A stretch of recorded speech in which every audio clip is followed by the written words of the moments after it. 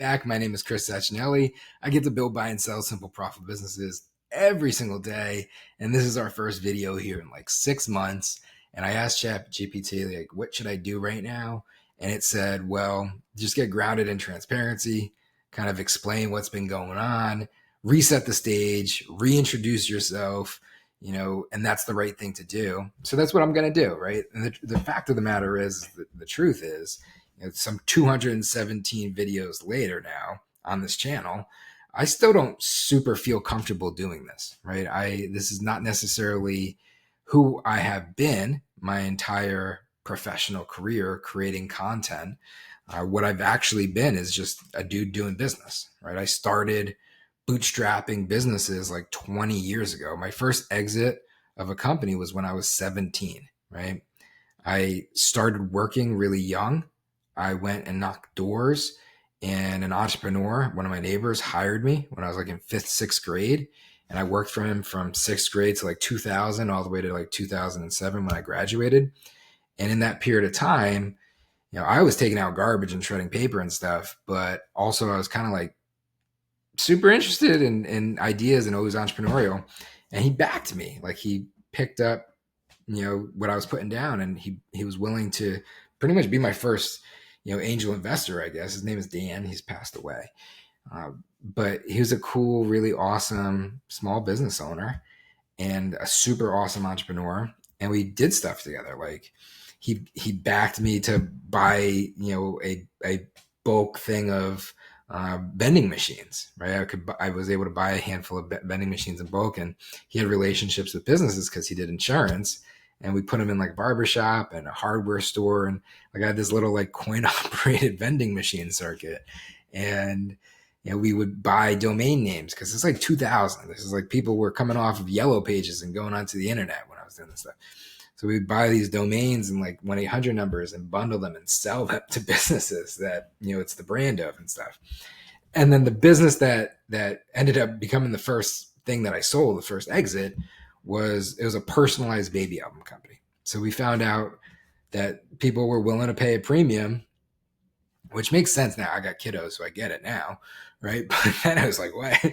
Well, like, people were buying online personalized baby albums, and I would literally sit at a table. He bought all these materials, and I would like hand manufacture these personalized baby albums that we would ship out. And I had equity in this business. And, like I mentioned, he had health issues, and my senior year, and he ended up passing, and dealing with, state and everything, managing affairs, we ended up selling this company. We sold this business, and it was my first real exit. We sold it for $50,000. And then that just got me, hooked and started, right? The thing that got me into that, though, was I learned about this concept of a stock when I was in like 9 in school, which is kind of cool that I learned about it in school. And then I went to Edward Jones, which is like a financial advisory thing or whatever, local to me. My dad was an automotive teacher, and he had somebody from Edward Jones talk to his kids, so I knew about it. And I went and I spoke to this woman, Lori, and she was like, if you start investing now, if you just put $50 a week in every week, when you're 30 years old, you're going to have $3.5 million. And I'll never forget it, because she sat me down at this table, and she was willing to take the time with me, which I was super cool. So like 9 years old. And I have always been like the kid that squirreled away money. So I had money. Like, I actually had money. I've always been interested in money. But she's like, you need a checkbook. Like, put it in a bank account and come back with a checkbook. But she like took out this brochure that she had, and it had a chart of what you would be worth based off of when you start. And I didn't fit on it. So she took out an 8x11, like a sheet of paper, like a printer paper. And she like extended the chart and like made this whole thing for me. It was a cool experience, and it changed my life. Cause I, started doing it, and then I went and I got a job, and I made money. And then I got, brought into this world of entrepreneurship, which was just really just figuring out how to solve problems and create value for people and then get paid for it. And that brought me to my first exit. And then my first exit was liquidity. And then I went to college, and I went to Tampa, right? So I applied to like 18 schools. Backstory: father was an automotive teacher. My mother was battling cancer since I was early, young, teenager. So I applied to like a lot of schools because I knew I was going to pay for this school. I didn't want to go into debt. So we've been kind of like money conscious to a certain extent. So Tampa, like, gave me a great deal. I had other scholarships they accepted. I got paid to go there pretty much. And I went to Tampa. I graduated 3 years. It was a fun time. I got to do a lot of stuff because I had some freedom. Like, it wasn't the most rigorous of things. I'm sure if I went somewhere else, maybe I would have had less time or something. But I had, time to figure things out and do stuff. And I pursued something I was interested in, which is investing. I was swing trading at the time with the capital, with the money that I had made from this exit, which was a decent amount. And it was going pretty well, and I wanted to do more of it. And I had a model that worked pretty well. I don't know if I'm going to necessarily share it here, but I wanted to scale it. And the way that I wanted to scale it and solve my problem, my pain, to make more money, which was my gain, was to build a social network for investors. And I wanted to kind of crowdsource the work I was doing to do more. And that ended up becoming a startup. So I ended up building like the first social network for young investors in like 2007, 2008 or something like that. And I sold that. I went on and I ended up selling that before I graduated. So before I graduated college, I ended up selling that business, which was really my second exit. And I had no idea what I was doing. This entire time, I had no idea what I was doing. I didn't really have the guidance. I definitely didn't have the guidance. I had no insight to consequences or to the decisions I was making. And I was taken advantage of by people because I was in like newspaper articles and stuff. So people in my hometown, I come from Fairfield County, Connecticut, like a couple towns over is Greenwich, Connecticut, which is like the hedge fund capital of the world. And some people like learned about what I was doing. They reached out. They're the ones that did the deal, and they screwed me. I was a young kid, and they kind of screwed me. But I made money. I did walk away with something, and I took that money and I just kept flipping it. And I kept flipping it. And I kept flipping it. And from like 17 to 24, 25, I was just grinding, living like an entrepreneur's life. Like, I was building businesses, bootstrapping businesses with my own money. And, luckily a couple of them, did pretty decent. Like, I bootstrapped the business to 8 figures and I was able to exit that. And ultimately it landed me with this company, Simple Holdings, which was, what I do, what I've done for the past forever. Right. So I've like literally lived this life for a very, very, very long time. And my focus is simple, profitable. I have like been able to accumulate things that, are worth accumulating. And some of the things are things that most of the things are people, will never even know about. Like, I got equity and stuff I've been able to pick up over the past 20 years. And it's all been able to pay me, right? It's been able to pay me. And, I quite literally lived this life. And having, kids 5 years ago, having kiddos and going through some other life changes, like my mom had passed away, it triggered these transformational points, right? Where you change your perspective, you change your approach. I did corporate, I did human capital transformations in middle market organizations. I left that and I did true private equity deals, leading private equity deals, 9-figure businesses. And then I came back and kind of rebalanced and reshaped around lifestyle, truly around lifestyle, when I had my little girl. And I started to do like SaaS, like digital businesses, digital SaaS stuff. And I saw what people were doing, kind of creating content and building these digital businesses. Like, mind you, most of my businesses were just like basic profitable businesses, solving problems, selling services. And I did do like an AI company at one point. So 2016, I partnered with IBM and I launched an AI accelerator in Bridgeport, Connecticut. And I built an AI company, and it was Help Grow USA. And we scaled it to a certain extent. I was able to scale it to small businesses in America, like 30,000 of them. But it was like a venture backed deal when that's not what I was necessarily good at per se. And ultimately it blew up. The technology wasn't where it needed to be. It was not where it is today in any way, shape, or form. It was a vision of vaporware then, and I really leaned into it, and that kind of blew up on me, which was also another reset, right? So like that blew up. I got, which was like this chase of a unicorn. All of these years, I bootstrapped businesses, like basic, simple businesses, simple, profitable businesses. And I was pretty good at that stuff. And then when I went after this, like chasing the unicorn, probably because I felt like I always, maybe felt like if you didn't raise venture, are you truly a real startup entrepreneur? Are you really actually successful? You don't build $1 billion. So, I chased it, and that didn't end up necessarily working out. So that blew up on me. And same time, like friends that were working with me for a very long time, like left me, moved away. My mom passed away.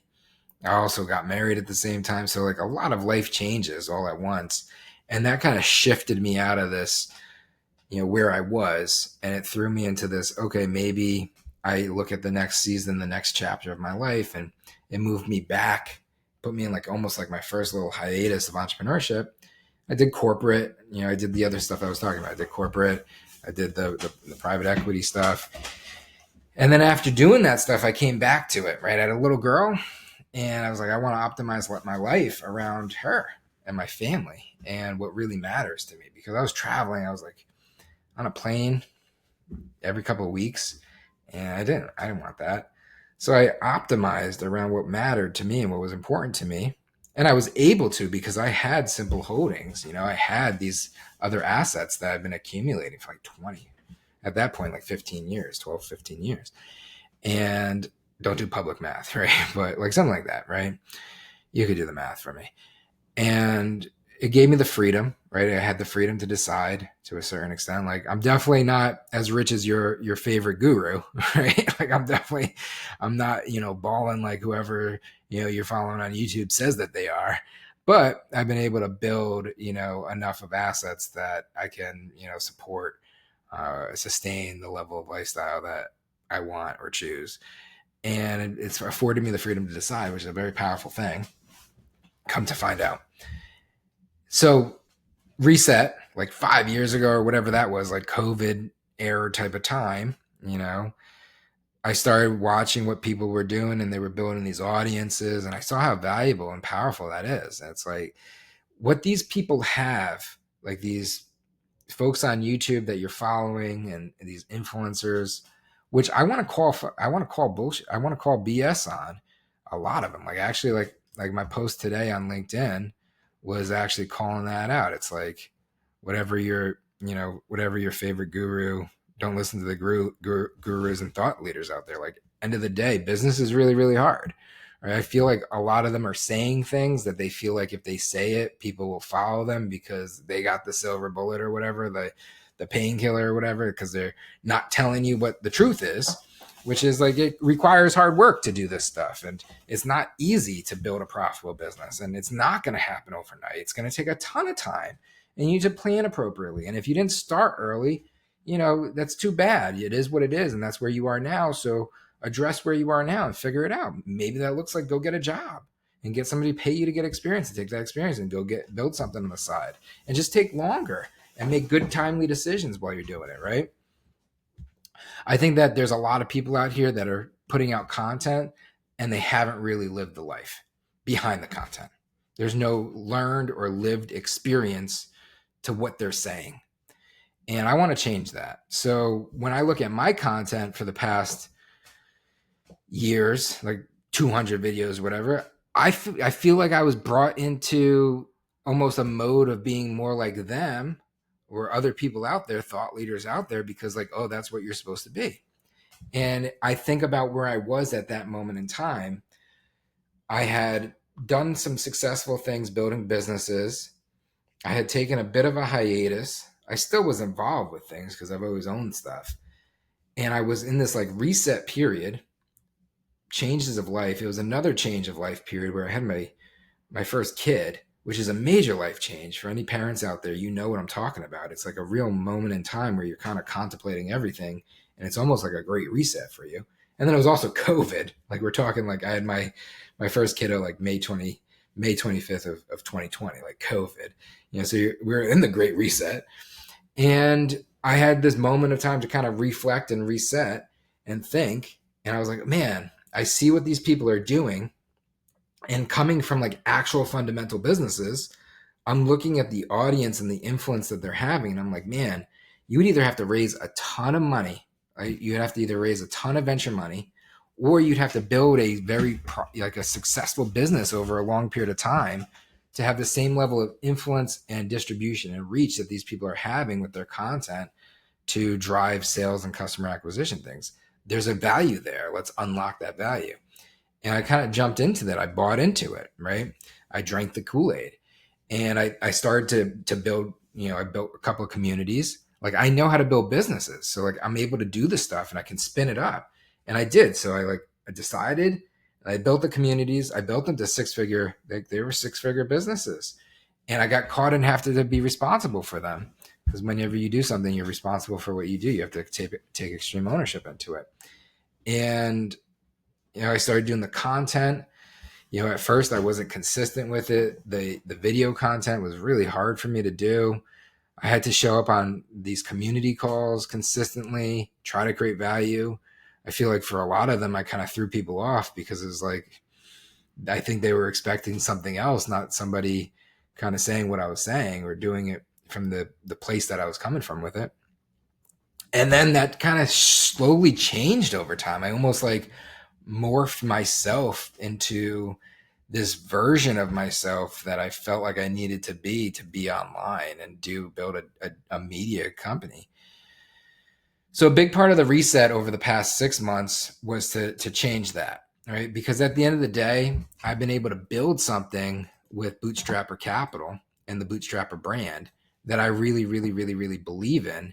And what we've created with Bootstrapper.ai, I think has the potential to truly impact. And I don't want to necessarily be the dude that says change the world, but I think the vision for what this could and should be will change the lives of a lot of people if it's done well and if it's executed well. And I don't know if I'm necessarily the guy that's going to do that, because I also need to sit back and accept that there's inputs and outputs. And right now, to truly do it the way that it needs to be done in a big way, I don't have those inputs. So the inputs are either going to need to come from raising money, which I was offered money already. I was offered $3 million at this, to do this. But I'm, not in the place right now where I think that that's the right decision. It's either going to be raise money to do it, or it's going to be to slow roll it, to build it kind of the way that I bootstrapped it, right? So I've taken the profit off of our advisory business to be able to actually truly genuinely bootstrap from the ground up the platform, Bootstrapper.ai. And I understand, I'm aware that in this video, I haven't even shared, what any of this stuff is. I'm just kind of rambling. I'm just kind of coming from a selfish place of communication of my own perspective. And to somebody watching this video, it's like, what are you even talking about, dude? I don't even know what you're doing. But if I was to answer what we're doing, I think that we're building something that's going to help a lot of entrepreneurs out there avoid a lot of the mistakes that I made through my career, that I know other entrepreneurs for sure have made, because I've had those conversations and I've been able to see it, be a part of it, and it just is what it is. I want to help folks navigate away from it and around it.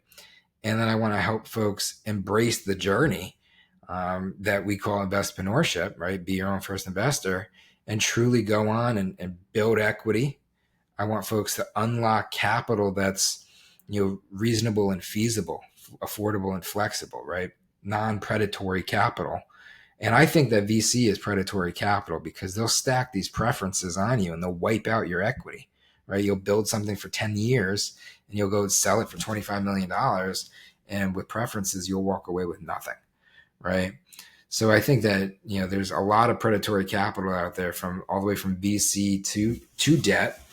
And I want to help folks navigate through that so that they can build a more valuable business, truly build equity, and go on and exit with ownership. And I think that there's a vision for where things are going now with AI, which was a big part of the reset over the past really past year, right? So I started this vision for what I want to build in 2016 because I believe in it. And I see, then I guess maybe I am a futurist to a certain extent because I started working on it with the AI then. And today it's actually reasonable, it's feasible, and things are changing so fast. It's likely going to end up happening. So I want to definitely be a part of it, and I think that it's actually something that can be done and executed. So we've shifted away from our advisory business over the past year or so because quite literally, again, live that life, right? All the things that we talk about and do, it comes from having done, right? So I did deals, I built businesses, did deals, took that process, turned that into an advisory business, built an advisory business using the same IP, right? Intellectual property, right? The initial books that I wrote and everything were, right? So we got the workbook on Wedge Equity, the Entrepreneur's Journal, right? The book on bootstrapping. All that stuff was for the advisory business so that we could work with clients, work with business owners, help them build equity, right? When I think about what I want to be in this world, I genuinely want to be the best in the world at building wedge equity. I mean, wedge equity is the difference between what your business is worth now and what it could be worth in the future. When you increase the value of your business, you're building wedge. And you can build wedge. I believe that you can get into any business anytime and manufacture wedge equity. And the reason why I know that you can is because as a business buyer, we're assessing the value of a business, right? We're setting a price. And if you just reverse engineer this, because the price is set a certain way, it's being set based off of a diligence, off an assessment. So if you understand the things that are impacting that price, then proactively you can just go and focus on those and remove the risk, right? Remove the reasons for a discounted rate of the price. And the byproduct of that is a more valuable business. So I believe that you can build equity. You can build wedge equity. That's what we created a lot of the IP around. That's what we ran our advisory business doing. One thing I learned is I don't want to scale a advisory business. I really don't want to build a human capital intensive advisory business. So that became the why in terms of building the software. So Bootstrapper.ai became this journey of taking our IP from the advisory of how you build equity and then turning into a software that makes it fun, fast. I want to make it fun, fast, and free at some point if I can figure out the economics to do that. But make it minimally fun and fast for bootstrappers, for entrepreneurs, investpreneurs, to have the access to be able to build equity. I think that would be a super valuable thing to bring into this world. There's a whole story behind the platform and bringing it to market over the past year and change that we've been on this journey. It's probably, I don't know, close to 2 years now that we've been starting with Bootstrapper.ai. It started with a buy and then build, right? So I thought it would be super cool to go and acquire a company and then take the acquisition and then build the rest off of it. So I found a YC company, a YC-backed company that was going defunct. I was just going to strip out the assets and do the deal and then build from there. That deal fell apart, right? So that was like a multiple month thing that ultimately went nowhere. It fell apart. Then I had to go back and start building. AI became like a thing at that time. Like we were starting to see this concept of vibe coding. So then we're like, all right, F it. If this deal falls apart, we're just going to vibe this thing. We're going to build this thing. And we started doing that, right? And then I went to a launch, and my goal was to launch on my mom's birthday, right? Because I don't know, I'm corny like that, right? I like to do things in ways that matter to me, and that mattered to me. And I pushed this launch, and it blew up. It did not go well. Turns out you can't really vibe code a platform in the way that people are selling you that you can. So we had to do it the hard way. So we went back to the drawing and we reinvested in building a really good platform. And that's the platform that we have today. I've been running it like soft launch beta trials with people. I've been learning. I've been doing it, the way that you're supposed to be doing it. All of it comes from the IP of working with clients, long-term equity management clients. And, I'm very proud of where it is now. And I'm even more proud of where it has the potential to go over the coming years. I think that genuinely, truly, we're going to do something that's impactful for this ecosystem. And a lot of people are going to benefit. And I'm hoping that, I'm going to gain too. I'm sure if it's successful, why wouldn't I? But I'm hoping that more people, cumulatively benefit far more than I ever do from this. I think that it genuinely is something that should exist. And I think that it has a potential to help a lot of people.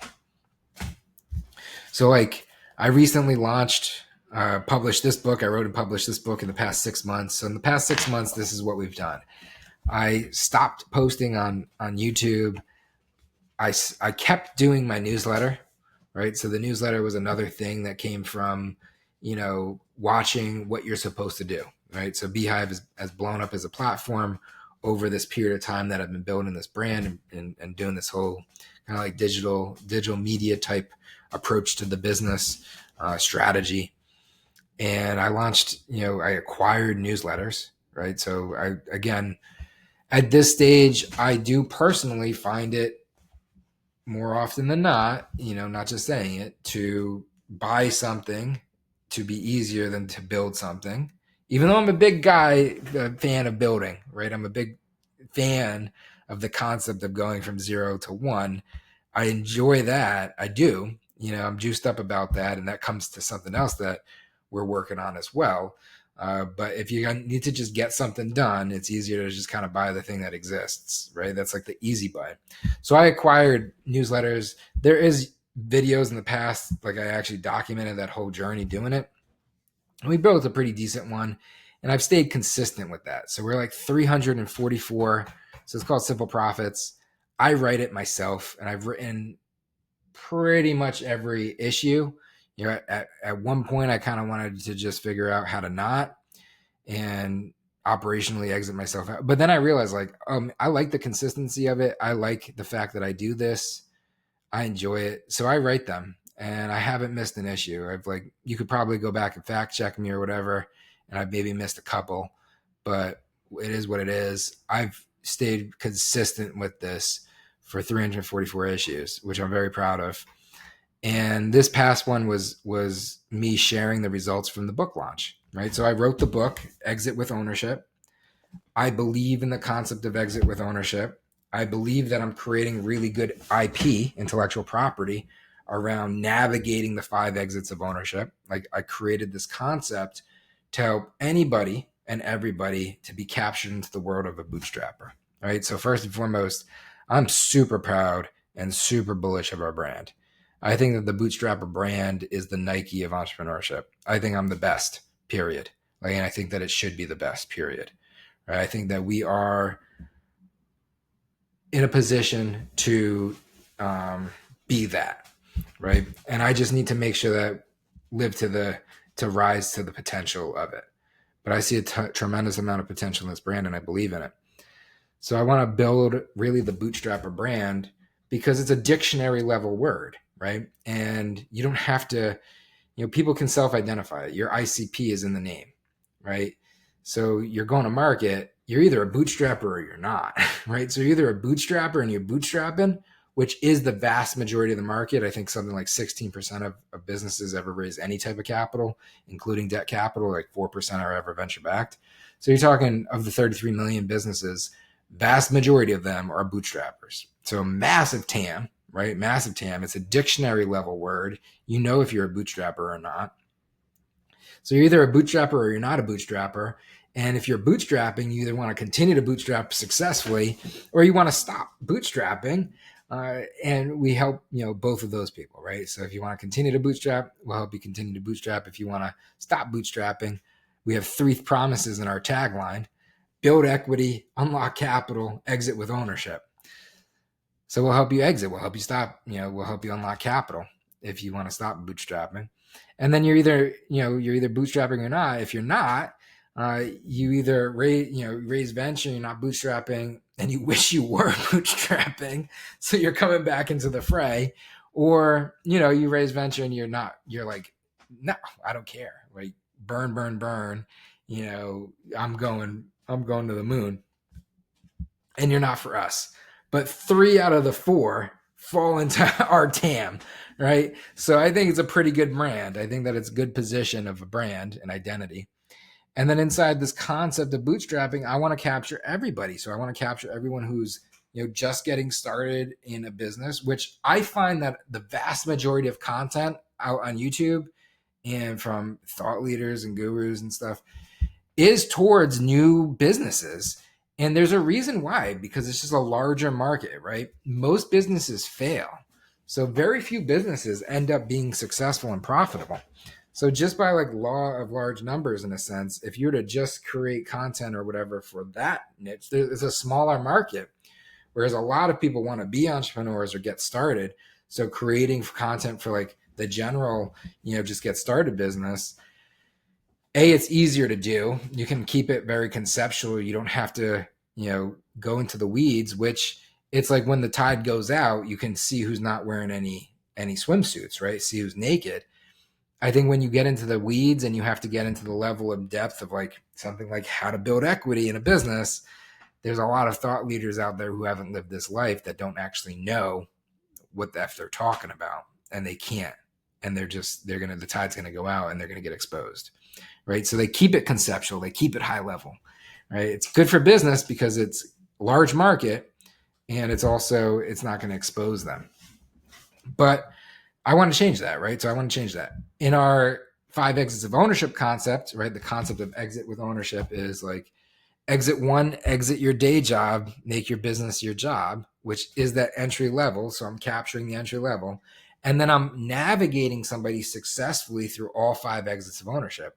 Last exit being, sell the business, right? Exit 1, exit your day job, make your business your job. Exit 2, exit doing the work, start building a team.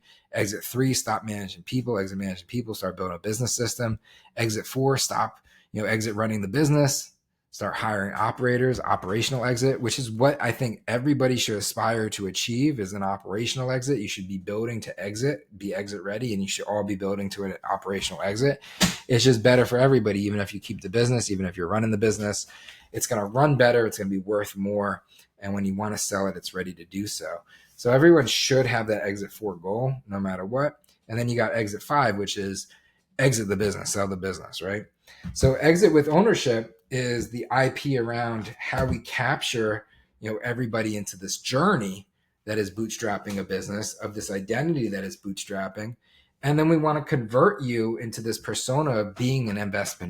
So even though the brand is Bootstrapper, and that's the TAM and the ICP, and we're capturing folks at all parts of these journeys, each of the exits, I really want to be able to give people the identity once you come into our world of being an investor, because investorship is the less risky approach to capitalism. What I'm trying to do is help people take risk off the table. If you can decrease risk, then you can increase the likelihood of your success. It's the same goes when you're trying to build equity in a business. If you can decrease the risk in a business, the business is more valuable. You're building equity. So everything is about risk mitigation. And the concept of investorship is a risk mitigated approach, or a less risky approach to entrepreneurship. So I really want to get people to identify and adopt there, which then gave us the IP. So the Exit with Ownership book was important because it gave us the IP for the Exit Studio, which the Exit Studio is a vision right now. It's a concept right now. And a part of this reset that I'm taking from this hiatus, what I'm really trying to do is get everybody into the Bootstrapper platform, for sure. I'm not going to do like a demo of the Bootstrapper platform, but it's awesome, right? But in it, you have the Exit Studio. And the Exit Studio is kind of like this onboarding type of approach, because the concept of building equity is not, I think it's simple. I think I've super simplified it, and I kind of cover it in this book, but I definitely cover it in these other books, right? Like 1,000 pages or whatever written, because I've gotten really good at it, because I want to be the best at it. And I've done it with a lot of portfolio companies. I've done it for myself. I think that is very important, right? If you're going to own a business, you might as well maximize the value of the business so you can put as much profit in your pocket. I think it's just an important thing to do. If you're raising capital, you should build equity because it's all about perception. And when you're raising capital, the people who don't need money are the folks that get money. And when you don't need money, or it's not perceived that you need money because you have a more valuable business, you'll get better terms on the money. And I want people to not get taken advantage of when it comes time to raise money to get capital. You need money to build a successful business. So my whole thing is not like never take money. I just want you to unlock, good money, right? I want you to get better money, better capital, right? So the idea of exiting and doing what we're doing, building equity, it's a fairly complicated, sophisticated thing. It's simple in context because it's all about increase your money's multiple, which is grow your profitable revenue, and then decrease your discount rate or your risk ratio or your operational equity, right? Make your business less risky, right? The two of them combined becomes the valuation of your business. Then you're just trying to decrease one and then increase the other to increase the value. Simple in concept, super simple in concept, extremely difficult and complicated in practice, right? Getting into, again, the weeds. But again, we've been doing this with businesses for a decade, right? Like we know what we're doing. So I don't know if the word is cauterized, but like I canonized it. I put it in canon in the books first because I needed to do this for my advisors, right? So we had an advisory business that were working with companies, and we also needed to do it for the clients, the portfolio companies and clients that we're working with, so that everybody's quite literally like on the same page. Like this shows you, it's been writing how to build equity. The goal with the software was to then take the concept and turn it into software. So like you could do it anywhere. It becomes like a DIY type of thing. And then when you layer in AI, the AI makes it intuitive, fun, and fast. And it becomes actually both simple and hopefully easy. And what I want to do, my vision, is to truly make it frictionless. I want to make it frictionless. I want to make it absolutely frictionless for people to build equity in their business, especially bootstrappers, right? If you're bootstrapping a business, I want to help you build a better business, right? Hopefully we can build a better business together because we're building an ecosystem of bootstrappers. But I want to make it like a frictionless process. I don't want you to have to log into a platform. I don't want you to even have to think about what the hell you're doing. I just want it to be super simple. And I think where we're going with the AI integration of our platform, it's going to be. So the Exit Studio is inside the platform. And the concept around it is just like, how can I gamify or create an experience to help onboard people into the software? Because again, the software as of today, it's still pretty complicated. There's a lot going on. Like I'm in the weeds of this, right? This isn't concept. This is like pretty tactical execution of actually building equity at a very sophisticated level, complex level. So I had to simplify it. And the goal around the Exit Studio was to create something that is a central point of conversion. So I want the Exit Studio to be like the Y Combinator for bootstrapping cash flowing businesses, right? So like I want to create this journey, this concept that you're coming a part of something, you're going to be taking this transformational change and joining it. And I want to deliver it through the software, but really all you're doing is you're learning the concepts and you're applying them. And in applying them, you're actually you're onboarding into the software. So I'm trying to take the friction out of usage. I want to make the path to utilization quicker, right? I want to get people value fast. That's the goal behind the Exit Studio. And in order for the Exit Studio and the software and all this stuff to come to fruition, I wanted to create the IP around it with Exit with Ownership, which is the book. So anybody who buys the book, like I want people to get this stuff because there's core concepts in it. There's meaningful material that matters. And I feel like when you really take the time to digest it, to learn it, and then maybe when you submerge yourself with other folks that are doing the same and create some accountability system of accountabilities, because that's all it really is structure, strategy, and accountability at the end of the day to get simple profit outcomes. I feel like it matters. So I invested the time to write the book. It's not, I used AI to help write this book. This is like my this is my fifth book. My first book I wrote in college. The other ones were from IP, from the advisory. The book on bootstrapping, I kind of really leaned a little bit too much on AI, I think, because it was like new at the time, and it was like this big lift for me, and I really didn't want to do it. I used it here, but tastefully, and only as an assistance, right? Like this is coming, it's all coming from learned experience. And that's why I still think the reality of writing a book is valuable, because it's an opportunity to capture learned experience. I think, like, yes, anybody, you can be in high school, college, or beyond, and go and write a prompt and have AI create it for you, but it's not yours, and it's not learned experience, and it's not going to be a unique concept, because AI doesn't have the ability to come up with a unique concept like a human does, right? So this is our unique IP through learned experience, and it puts us in this narrative and this story and this journey, which is then delivered through the exit studio, which is then actually facilitated and delivered through the software itself, right? So I'm trying to build an experience, right? A submersive experience for everybody. And the byproduct of this submersive experience becomes a more valuable business, because in the platform, we're showing you what your business is worth.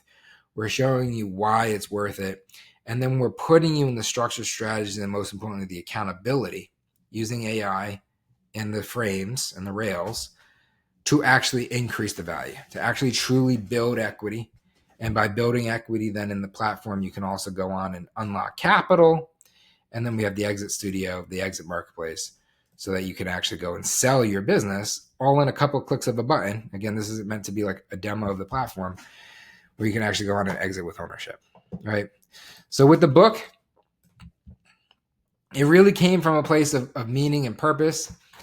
I wrote about it in my newsletter, which again, I care about and I've stuck with, and I continue to, and I will, because consistency matters. And if somebody can't show you something that they've done consistently yet tells you that you probably shouldn't listen to that person, right? But I've consistently written 344 issues of this newsletter. I enjoy it. It's a process. This past week, I shared the numbers. I pulled back the curtain behind the book launch, which I didn't do like a Alex Hormozy book launch, right? I put 2 posts in the newsletter. My brother shared it on LinkedIn. I didn't have anybody else share it, right? Maybe a couple of friends or whatever shared it. And everything else was just, organic from here. There was no ads. There was no influencer campaigns. There's no, all the things that we know how to do to build a profit engine to get things going. I didn't. And there was a reason behind that, because I just wanted to get folks that were like low hanging fruit. If you've been following along, if it resonated, I want you to buy and then become an early adopter into the platform, because I'm using book purchases to get people into the exit studio and then start adopting the platform. And I don't fully have confidence in the platform yet, right? I'll say it, like I did not raise $15 million to build Bootstrapper.ai. So I need to be realistic with what it is, and it's going to be a learning experience. It's going to be a process where I have IP, and I'm trying to simplify how to get people to grasp and utilize it fast without too much friction, and truly get value from it. And I need to make the software better, and I need to deliver the value through it, and that's a process. So the goal was like, let's sell whatever we can, get those people into it, start using and learning together. In terms of the numbers, not too bad. So I had, pretty decent. I ended up selling like, I don't know, what is that together? Like 270 books or whatever on the first day, which was pretty cool. I think I've sold like maybe 500 or 600 to this point. And then I gave away another 1,000 or so books to people that have already been in the ecosystem, like digital copies. But decent numbers, lessons learned, through Amazon. I don't know who buys through Amazon. So it's actually lost value for my purpose, for my reason. My reason is to get somebody who's interested a book and then get them into the software and into the exit studio. I can't do that necessarily as of right now that I know how to do with Amazon. So I also have a landing page up on the website where people can just purchase through the site. It goes through our Stripe. I get the billing information, and then it actually seamlessly flows. Like, so if you're on the Bootstrapper AI site on the landing pages and whatnot on the homepage, you can go through this process. I go through an assessment of who you are. I segment you out. Then, you can purchase the book. The book, you're creating an account in the platform, and then we get you the book. And then that way we're able to get people in. So I shared the numbers behind it.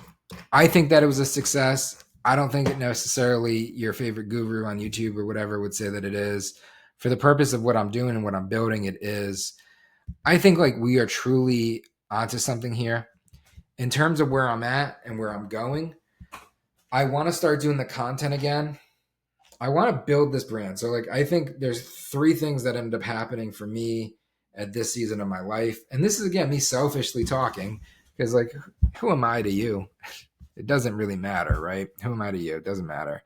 So this is really just me selfishly talking about it for myself, my family, right? And hopefully purpose and impact and fulfillment of potential and value for the world, which hopefully matters to a certain extent. I took a bit of a 5-year hiatus. So my daughter's 5 now. I have 3 kids, right? So I have my daughter and 2 others. And I spent pretty much the last 5 years with them, like as much time as a dad kind of really could. I've maximized it a ton, and I would not change that for the world. I'm contemplating if it's another moment in time of a change, and it almost feels like it's been like, I know people say 10-year intervals, but it feels like it's been almost every 5 years that I shift into these, new seasons and stuff. And again, you're afforded the opportunity, when you have the freedom to decide, you have to make good, you want to make the best possible decisions that you can. And when you're not put into a situation where you have a gun to your head to make a certain type of decision, you really, really almost have more pressure to make the right decision, which is weird. It's like a weird thing to say, but I believe it to be true. I want to build Bootstrapper. I see Bootstrapper as being Nike or Apple, or I see it as being a beautiful brand, a big brand. I know a big brand like that needs a face. I don't really know if I'm the right person for that necessarily, because I don't know if I'm comfortable with the cost. I don't know if I've been able to do really decent for myself as an entrepreneur, as a bootstrapper, pretty much below the radar for 20 years. And I love my family to death. I think that we could probably optimize for lifestyle a little bit more, but to a certain extent, how much, I don't know. There's not too much that I want to change. I don't really want to change anything. And I am deathly afraid of giving up what I have. So I do have like, hesitation and concern. Doing the content has kind of broken me out of that, doing the videos. Like, I've been working through this for years now. I know that Bootstrapper could be a massive brand. I know it needs somebody to like drive it and run it. I feel like I could be that person, right? If I do it the right way. I feel like I haven't been doing it the right way. I want to be doing it the right way. I want to approach it authentically as myself, my way. I want to help people and enjoy the process of doing it and do it for the right reasons. And I want to know what I'm doing works. I think that one of the paths is to grow Bootstrapper into a huge brand and truly bootstrap to billions.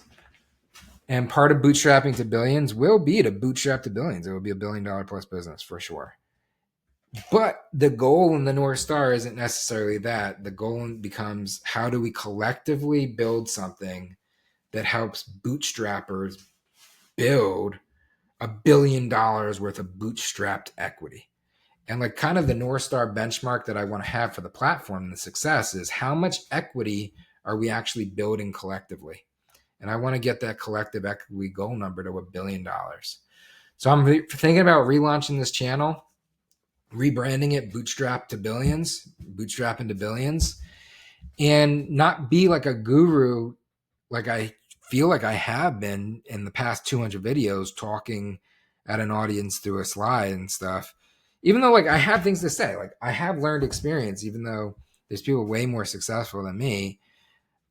I feel like honestly, people are more successful than me because I haven't done this type of stuff. I haven't put myself out there. I don't think it has anything to do with skills, abilities, traits, depth, purpose, or passion. I love this. I love everything about this. Like I love business and I've been living it my life. So I don't think that there's people that are necessarily better than me at this. I think that there's just people who have put themselves out there more than I have. And maybe that needs to change. So one way is potentially to build Bootstrapper. Another, over the past little bit, I am afraid of AI. At one point, when my mom's birthday, everything blew up. There was a point where I was kind of like, maybe I just sell everything.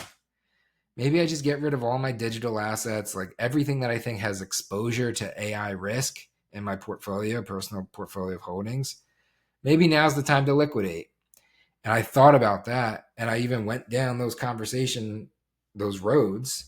I've had those conversations. I'm still having those conversations. Maybe I do. And maybe a significant portion of my portfolio that has exposure, I do liquidate. And maybe I take that capital and reinvest it into something bigger like this.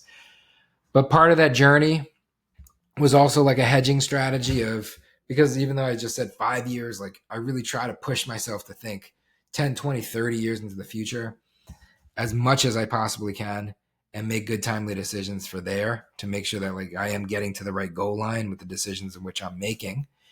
And not just for myself at this point, but for my kids. And I think that if I was to continue to build the portfolio in a defensible manner, that's hedged and diversified enough against risk of AI for my kids to not have to, or to be able to rely on it. I was going to say not have to work, but I don't want to say that. For them to be able to rely on it in the same way that I have, right?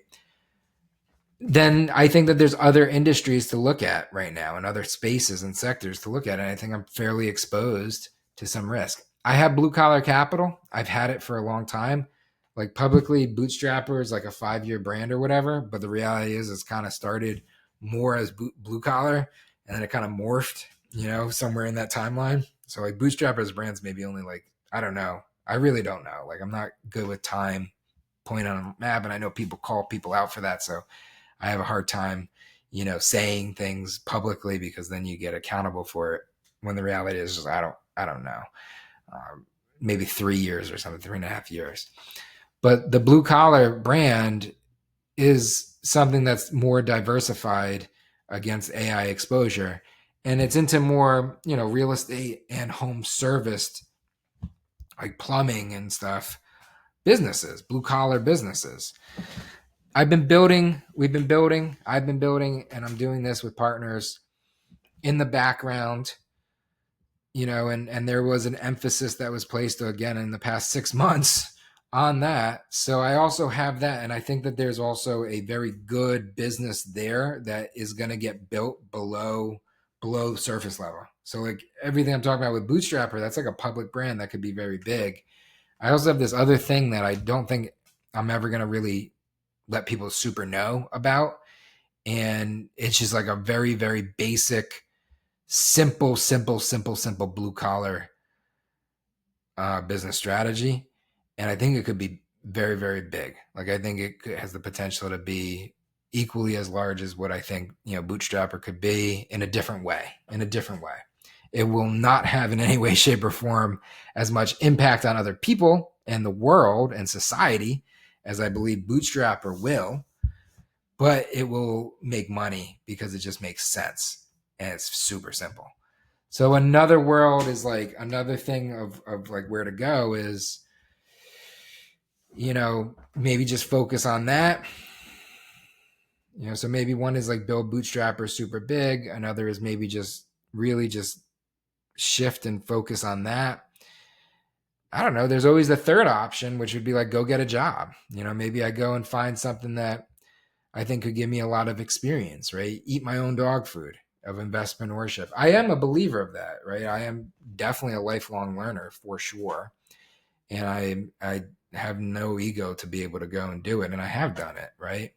So maybe it's go find somebody that is in the AI space, or maybe in like one of the other adjacent to what these other two brands or businesses are, and has done more than I have and is way, way, way, way more successful, more seasoned, more experience, more years, and go create value for them and help them in a way that then helps me get experience, and then take that experience and then go double down on these two big bets, right? But I'm a big believer in big bets, simple bets. A big bet is something that you're going to really bet on and go in, and you're going to execute, and it's going to be systematically executed over time through a series of simple bets. And the reality is like I could easily see merging all three of these strategies into having one big bet. I think the biggest bet is going to be Bootstrapper. I think that has the most potential to be a true world brand, global brand, and impact the most lives. So I think that's the big bet. And then maybe merging these others into simple bets, within that road. You could expedite things definitely through, money it's a short-term motivator, but it also expedites things in the short term. So if you raise enough money or you have enough capital, you can kind of consolidate timelines. If you don't, then you need to just let things play out, and you need to make good, timely decisions to diversify risk and maximize the probability that you're going to achieve your desired outcome. So those are the options, and there's probably more. I'm sure that there's more to think about if afforded the time to sit and think. But this is kind of where we're going. So this is where we're at. I wanted to, in a sense, get this video to be an hour long. That was kind of the goal. I got 57 minutes right now. I could, in the last 3 minutes, kind of do a quick little demo of a Bootstrapper, Bootstrapper.ai, right? But also there's a concept of a community. So, we have Bootstrapper community.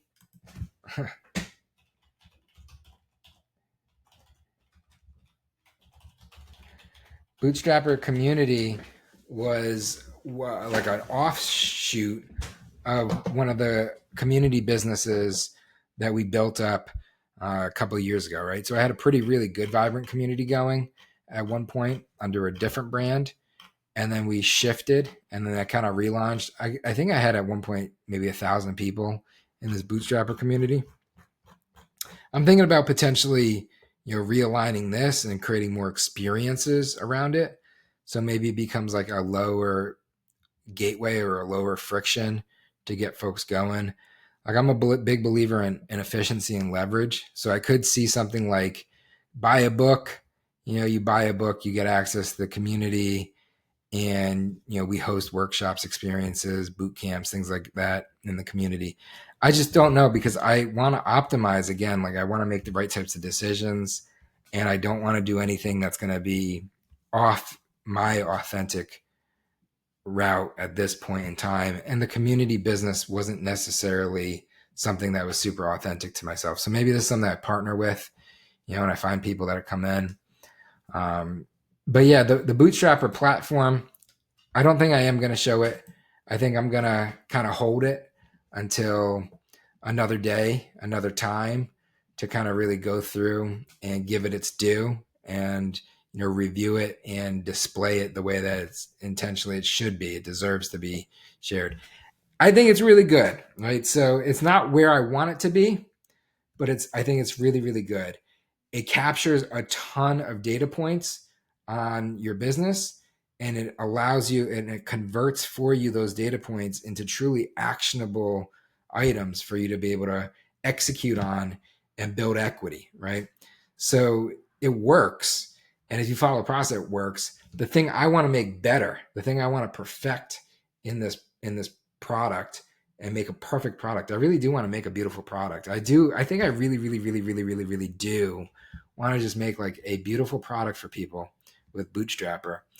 And I think using AI, I can make it frictionless. I think right now we're all living in software. So the software needs to be built because it's like rails, almost like it's like a bowling alley, and it's like the side rails of the lane to the pins. But I think where we're going to live soon is like a a frictionless world. And what I want to do is be able to integrate the AI into the system where you're interfacing with AI, whether it's on a phone call or text message. You're interfacing where you are, and you're able to extract the value from the platform, without having to ever log in. So I think that that's where we're going to probably go. I'll do a full video walkthrough. If you've watched with us for this past hour, that's super cool of you. You are our people. Like, actually, if you're seeing this right now, you're probably a few people that are actually ever going to see this message. Message me on LinkedIn, right? Find me on LinkedIn and send me a message and let me know, and just say, hey, or maybe take a screenshot of this and be like, hey, I watched this. I will send you a book. I will send you a copy of the book. And I will also invite you into the exit studio, into the community, or into the platform. And if we have the community, into the community. And if, depending upon the stage of your business, the exit of your business, if it's a point where you have like meaningful equity to build, if you're watching it to this point at this stage, then I want to help you build that equity, right? So take a screenshot, let me know. Super cool of you.